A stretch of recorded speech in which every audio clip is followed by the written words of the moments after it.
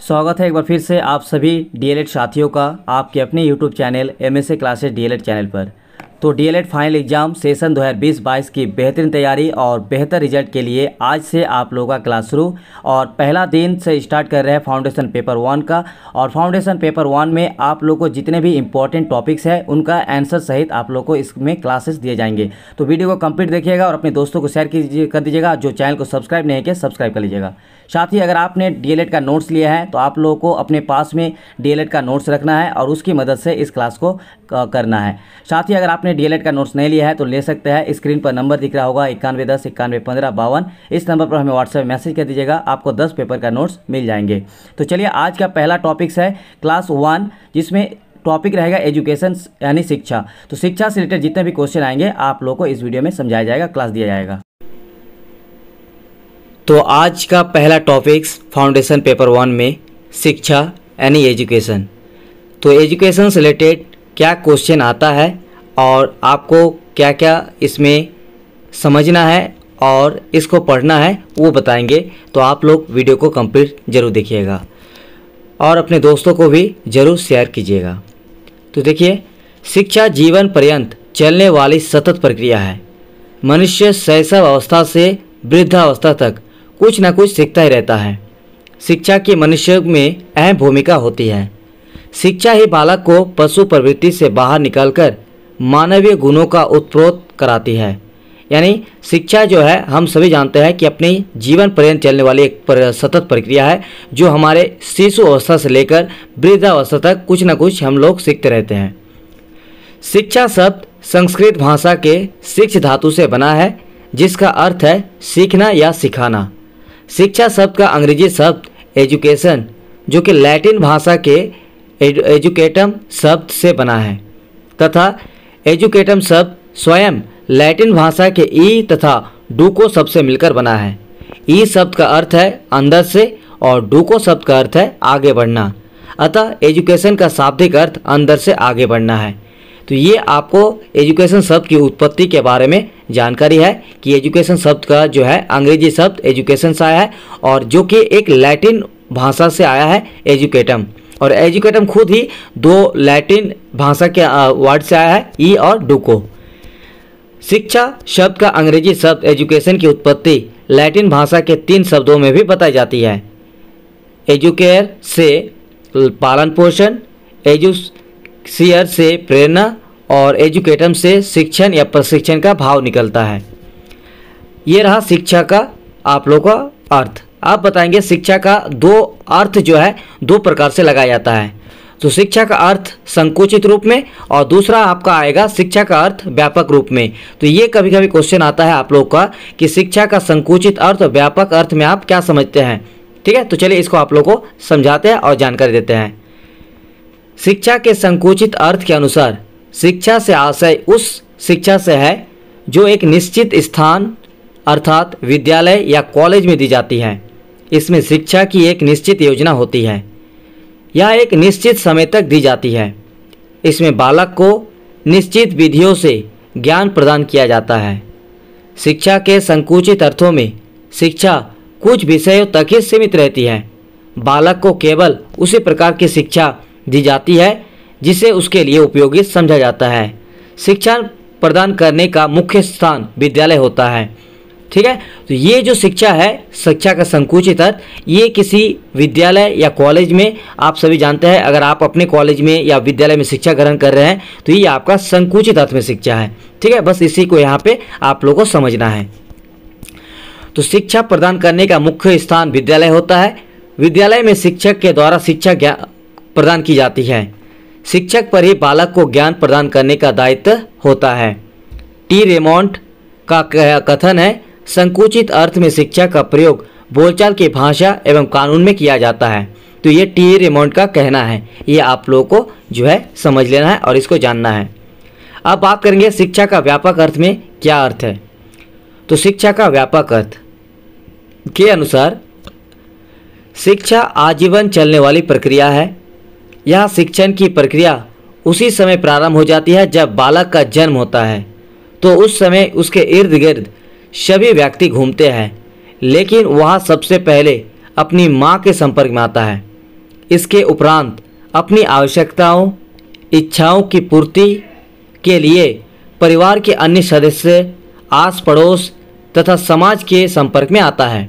यानी बच्चा जब जन्म लेते हैं तो सबसे पहले अपने माँ के संपर्क में आता है और फिर धीरे धीरे अपनी आवश्यकता, अपनी इच्छा की पूर्ति के लिए परिवार के अन्य सदस्य के साथ साथ आस पड़ोस और अपने आसपास के समाज के संपर्क में आता है। बाल्य अवस्था से ही बालक को प्राकृतिक वातावरण के साथ समायोजित होने का प्रयास करना पड़ता है और आयु बढ़ने के बाद वह सामाजिक, राजनीतिक एवं आध्यात्मिक वातावरण के साथ सामंजस्य स्थापित करता है।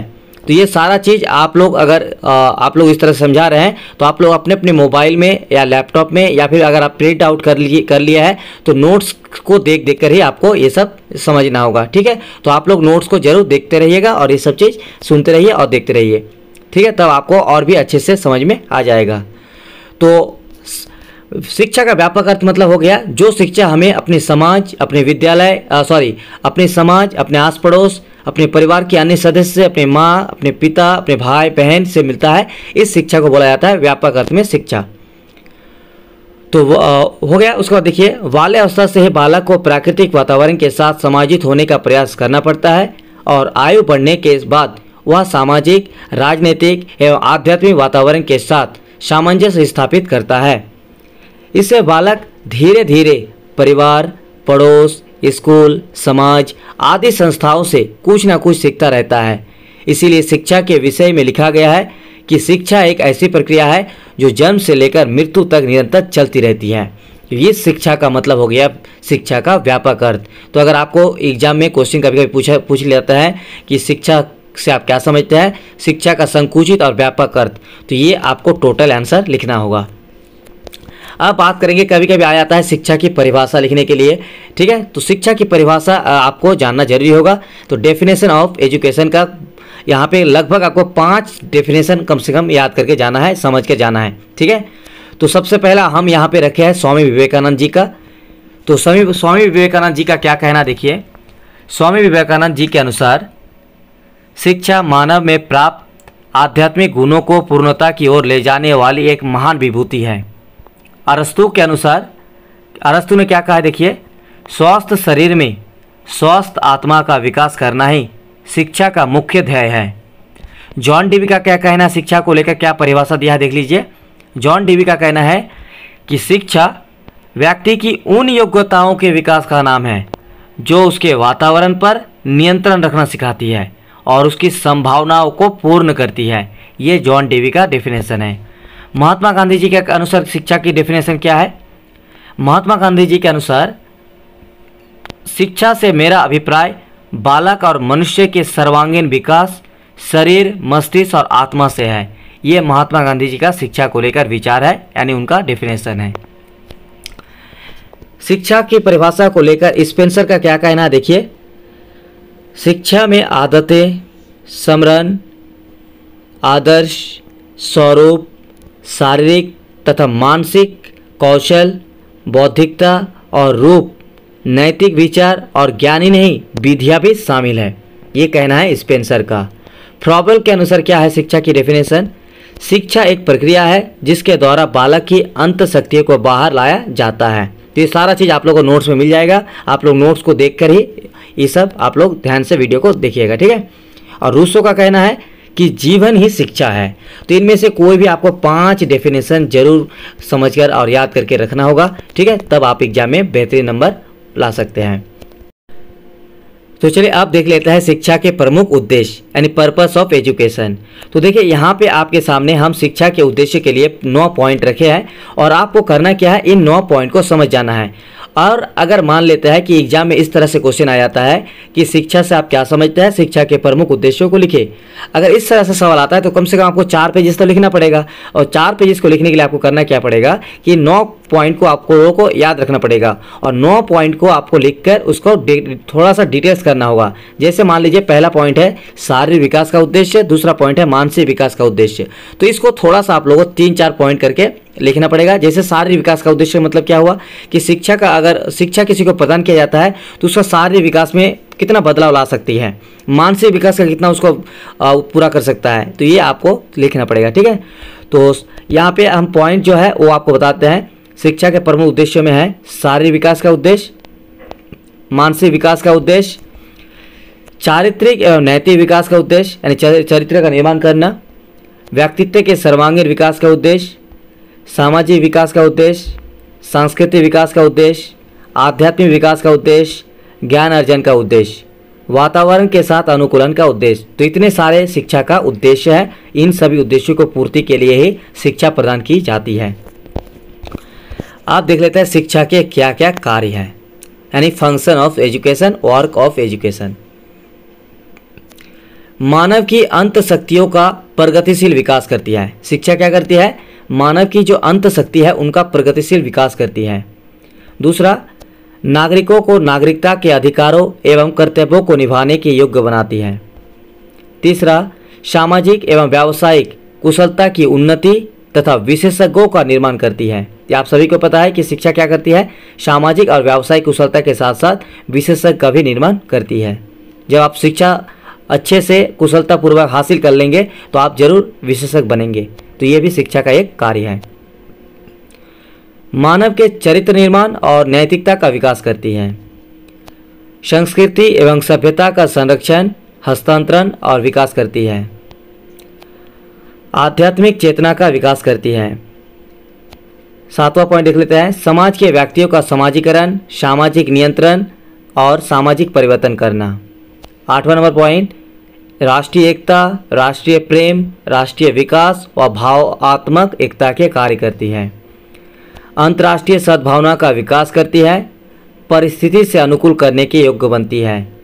भावी जीवन के लिए तैयार करती है।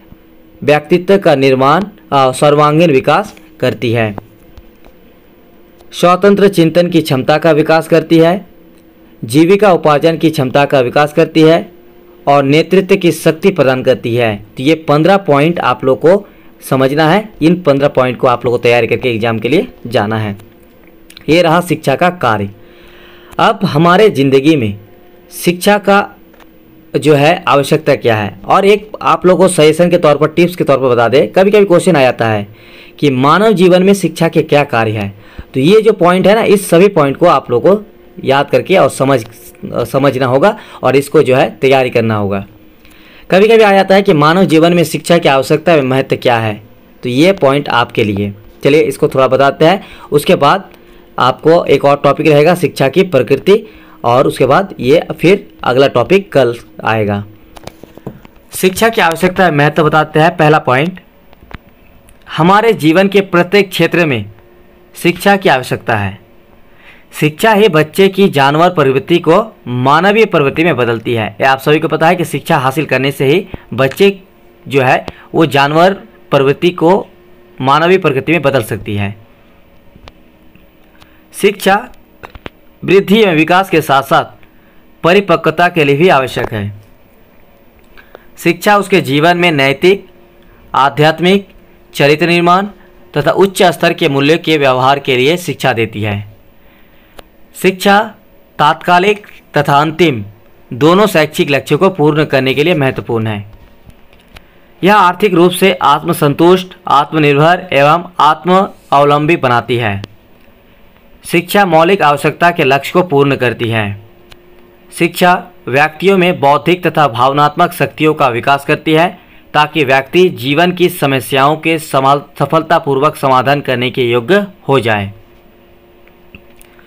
शिक्षा व्यक्ति में सामाजिक गुणों जैसे सेवा, सहिष्णुता, सहयोग, सहानुभूति तथा संवैधानिक मूल्यों का विकास करती है। शिक्षा हमें राष्ट्र के लिए प्रेम एवं राष्ट्र के विकास के लिए कार्य करना सिखाती है। तो ये हुआ शिक्षा का आवश्यकता और शिक्षा का महत्व। और लास्ट पॉइंट आज का है शिक्षा को टॉपिक को लेकर कि शिक्षा की प्रकृति, क्योंकि क्वेश्चन आ जाता है कभी कभी कि शिक्षा से आप क्या समझते हैं, शिक्षा की प्रकृति से आप क्या समझते हैं, इसको थोड़ा विस्तार से वर्णन करें।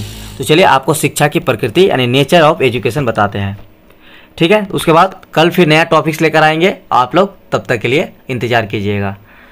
तो शिक्षा की प्रकृति और विशेषता निम्नलिखित है।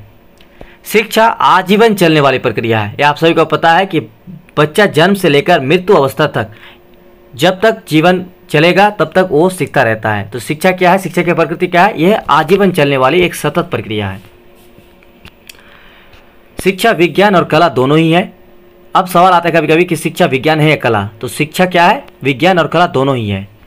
इसके लिए उपयुक्त शब्दावली शिक्षा की कला तथा शिक्षा विज्ञान यानी art of education, science of education प्रयुक्त कर सकते हैं। शिक्षा विज्ञान ना तो पूर्णतः सैद्धांतिक है और ना ही व्यावहारिक। इसमें सैद्धांतिक तथा व्यावहारिक दोनों पक्ष देखने को मिलता है। वस्तुतः यह व्यावहारिक पहलू अधिक रखता है। शिक्षा अनजान शक्तियों को विकसित करती है। ये स्वउद्देश्य पूर्ण प्रक्रिया है। शिक्षा एक द्विमुखीय प्रक्रिया है, यानी जिसमें शिक्षक और छात्र दोनों रहते हैं। शिक्षा एक त्रिमुखीय प्रक्रिया भी है, जिसमें शिक्षक, विषय और छात्र होते हैं। शिक्षा एक पंचमुखी प्रक्रिया भी है, जिसमें छात्र भी रहेंगे, शिक्षक भी रहेंगे, जनसंचार भी रहेंगे, विषय और पाठ्यक्रम यानी सिलेबस भी रहेगा और वर्तमान और भविष्य की मांग भी। लास्ट पॉइंट है, यह एक विकासात्मक प्रक्रिया है और सबसे खास बात कि शिक्षा मनोवैज्ञानिक प्रक्रिया है। तो ये रहा आज का टॉपिक पहला। शिक्षा का सारा डिटेल्स में आप लोगों को बता दिए।